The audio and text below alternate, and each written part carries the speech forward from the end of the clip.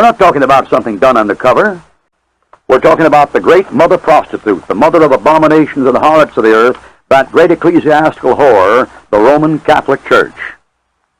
We are not talking about the individual Catholic lay members who may have been saved by disobeying the catechism, from which we'll read a little bit later. We're talking about the leaders, the so-called vicars of Christ, the great godless, bloody, depraved, unsaved sex perverts and monsters who profess to be the vicar of Christ on the earth. Alexander VI was the most corrupt of the Renaissance popes. He lived in public incest with his two sisters and his own daughter. He was both the father and lover of his daughter Lucretia, from whom it is said he got a child. Read The Rise and Fall of the Roman Church by Peterson, page 180. Concerning Pope Paul, 1534 to 1549, Pope Paul III, even the pro-Catholic Life magazine, the wife of the editor is Claire Booth Luce, said that as Cardinal Pope Paul III had fathered 3 sons and a daughter, and the day of his coronation he celebrated the baptism of his 2 great-grandchildren. Imagine that, by a bunch of folks that believe the priest can't marry. Isn't that too much? I mean, how wild can you get, kid? Then he appointed 2 of his teenage nephews as cardinals. He sponsored festivals of singers, dancers, and jesters, and he sought his advice from astrologers, according to Life magazine, July the 5th, 1963. Imagine an enlightened American being a Roman Catholic. Imagine that. During these days, Martin Luther was still a priest of the Papal Church, and he journeyed to Rome.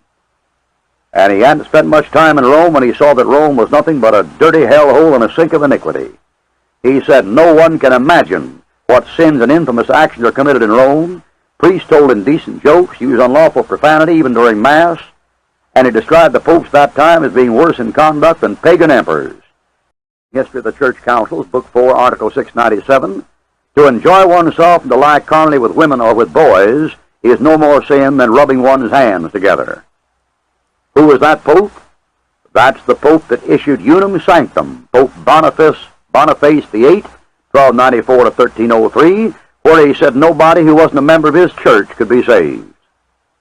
He said in the Unum Sanctum, quote, which has never been altered, changed, or ascended by any pope, we therefore assert, define, and pronounce that it is necessary to salvation to believe that every human being is subject to the pontiff of Rome.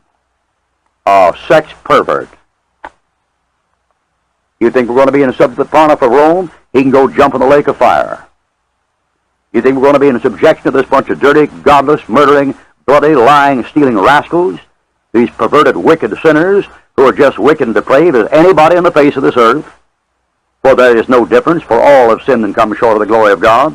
Every man at his best state is altogether vanity. You think that excluded the Holy Papa? You think when God said every man at his best state is altogether vanity, that he exempted a drunken murder in Rome? It was during the reign of Boniface that Dante visited Rome, and he described the Vatican as a sewer of corruption.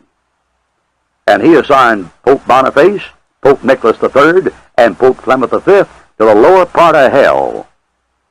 And Dante was a baptized, sacramental, Eucharistic Catholic. Pope John committed perversity with the wife of his brother, incest with holy nuns, intercourse with virgins, adultery with the married, and all sorts of sex crimes. He was publicly called the devil incarnate. You say, what pope was that? Pope John 23rd.